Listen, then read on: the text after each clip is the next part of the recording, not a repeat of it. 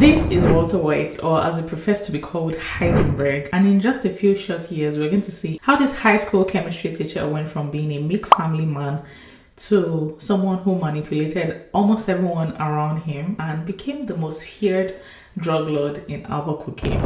I am not in danger, Skyler. I am the danger.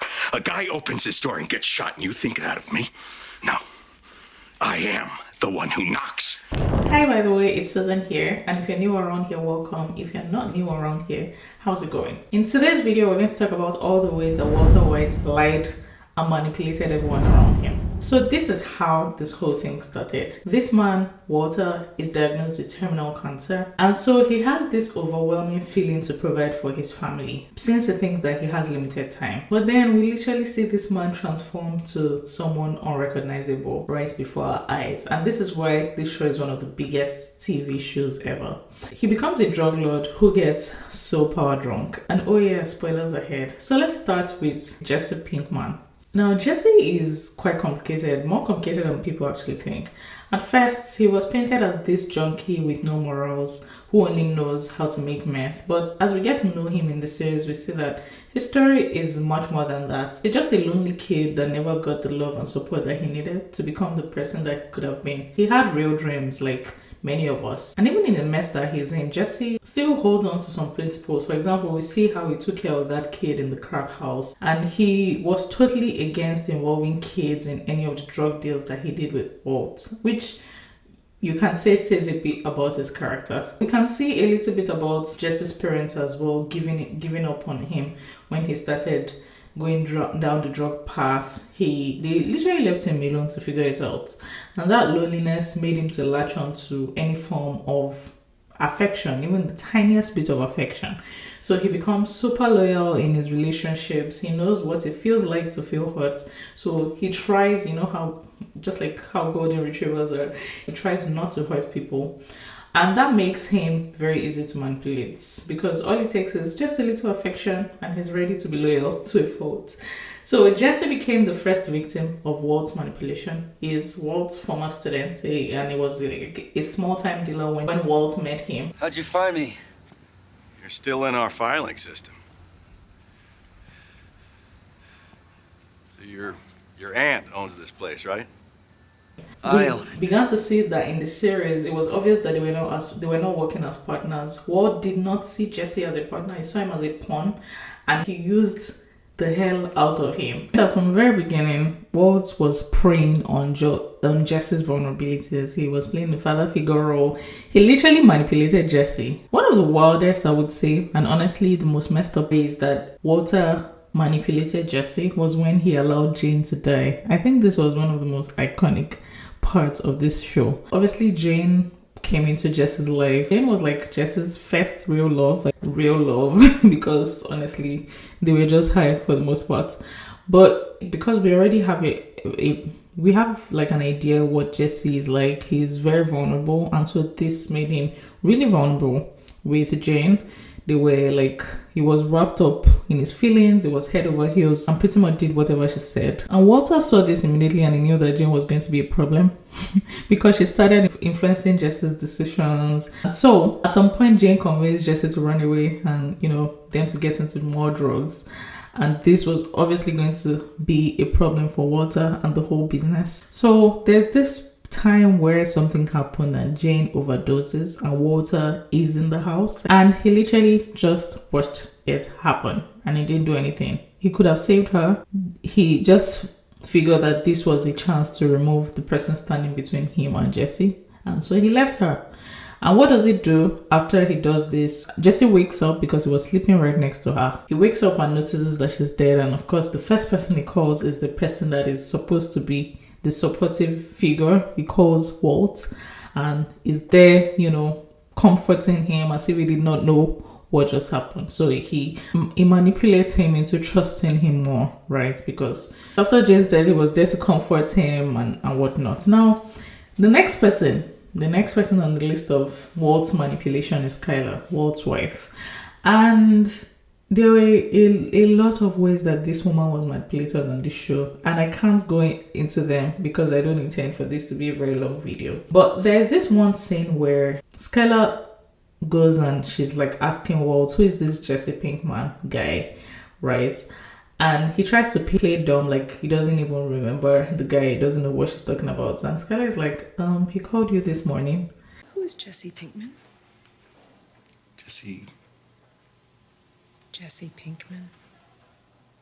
It says on his My Shout page he attended Win. Was he one of your students? Yeah. Nobody. When she was telling him that he called, she mentioned that he might be into drugs, and since he figured she knows that he's probably into drugs, he just goes with telling a simple lie, and he goes, he sells me pot, right? But we all know that this is not the truth, because he doesn't use, and he's literally the one cooking this meth. But he knows that telling her this will at least distract her from what's really going on. He sells me pot. He sells you pot. Marijuana, yeah. Not a lot. I mean, I don't know. And the fact that he's the biggest drug lord to ever drug lord in the history of drug lords on TV. So he tells her that. There's also the point where he accidentally slips up and mentions that he has a second cell phone. Of course, he denies it immediately, and he thinks that Skyler doesn't have enough to go on. But Skyler has also gotten a bit sharp, because she remembers him freaking out some nights ago, getting a call, leaving the house the night before.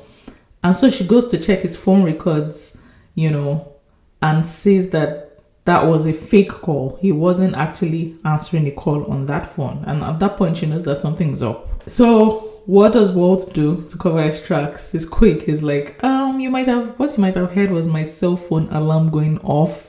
Someone that was pretending to answer a call now is talking about cell phone alarm. He's claiming that his medication alarm sounds just like his ringtone, right? And that's why she might have mistaken it for an actual call. You were wondering if I had a second cell phone? And, well, I've been thinking about that a lot, and I think what you heard was my cell phone alarm going off to, remind me to take my medication. Skyler obviously doesn't completely buy this. Walt can pick up on the fact that she's not completely buying it. So he brings up a suggestion that he did not accept sometime before. So she had suggested that he goes to a cancer support group, and he did not, he wasn't open to the idea. But now, to make it look like he's being truthful in a sense, he's now agreeing to the idea of going to that support group, so that her focus is no longer on the lie that he just told, and it's now on the fact that he's trying to get better. For what it's worth, I was thinking about going back to those meetings, the cancer support group. You were right on the money about that. This was him basically validating her, changing the subject and dodging the whole phone thing at the same time, like classic deflection. Anyway, if you love this video so far, please give it a thumbs up and subscribe if you enjoy character deep dives like this. Let's talk about Hank. But your heart's in the right place, man. Your heart's in the right place. Well organized. Hank, how much money is that? It's about 700 grand. It's easy money till we catch you. Now, if you want to talk about next level manipulation, it happened with Hank. Hank is a whole DEA agent, and because of how good Walter was with hiding things, Hank doesn't see that there's a kingpin living right next to him. So throughout the show, Hank is on a mission to find Heisenberg, and Walt allows everything to play out naturally. I remember when Walt finds out after like 58 years that his brother-in-law was the biggest drug lord, right? Walt threatens him by saying this: My cancer is back. In 6 months, you won't have someone to prosecute. Right, and that doesn't work, so he tries to make a fake confession video, basically blaming Hank and saying that he was the mastermind behind the meth business. If you're watching this tape, I'm probably dead, murdered, by my brother-in-law, Hank Schrader. Hank has been building a meth empire for over a year now and using me as his chemist.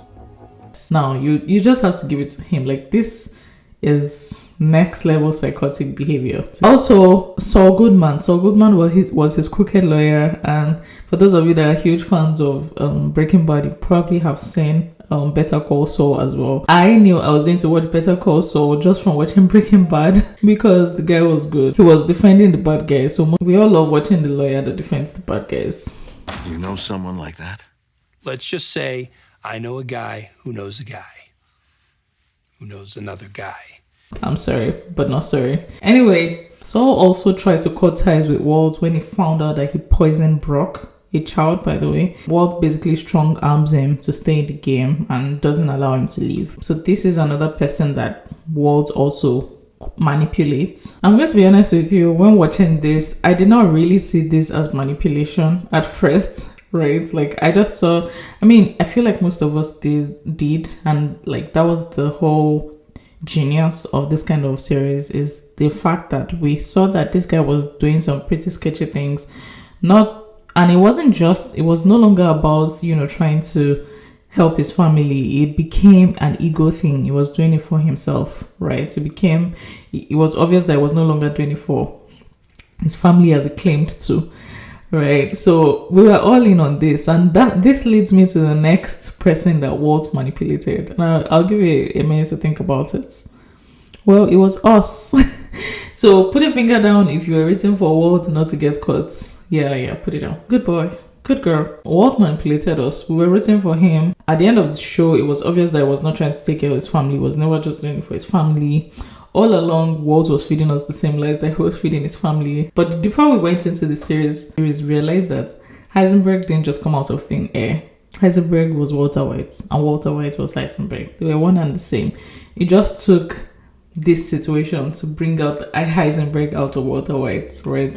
So I guess, one of my takeaways from this film, even though it was supposed to be entertaining and all of that, is that while ambition is great, it can also be blinding. Initially, you might be chasing all this money and all this influence just to give your family the best. I do for my family. My money goes to my children, not just this barrel. All of it. But then when it comes down to it, when does it become enough? I know that was a question that Skyler asked at some point. She asked him when they had like this whole stash of money, and she had to ask him like, when does this stash become big enough? Many of us want to be wealthy. I don't know about you, but I do. And I don't think it's wrong to have that desire, but I think the problem becomes when you get obsessed with becoming wealthy. And it reminds me of this book in the Bible, Ecclesiastes 5:8. And it says that those who love money will never be satisfied with the money that they have. Those who love wealth will never be satisfied when they get more and more. So this just goes to show that, check your motives. It's good to have money. And money answers a lot of things, right? But also, at what point do you draw the line and say, hey, no, I'm not going to do this just because of this? And at what point does it become about your ego? Because most times people deny this. They know that it becomes about them. It's no longer about the noble cause of providing for those around you or being the best you can do. It's now about you. So at what point are you honest with yourself? Can you sit down and be honest with yourself and be like, okay, no, this is no longer about the noble things, right? So yeah, I think this was one of my takeaways among so many other takeaways, because now I think that show just makes you quite critical. Watching that show makes you quite critical and very suspicious, and not to take things at face value, I would say. Those are some of the things that come with watching a show like Breaking Bad. So let me know in the comments, did Walter White manipulate you too? And if he did not, tell me why. And don't forget to subscribe if you watched this video and you enjoyed it. Please give it a thumbs up as well. And I will see you guys in the next video. Bye.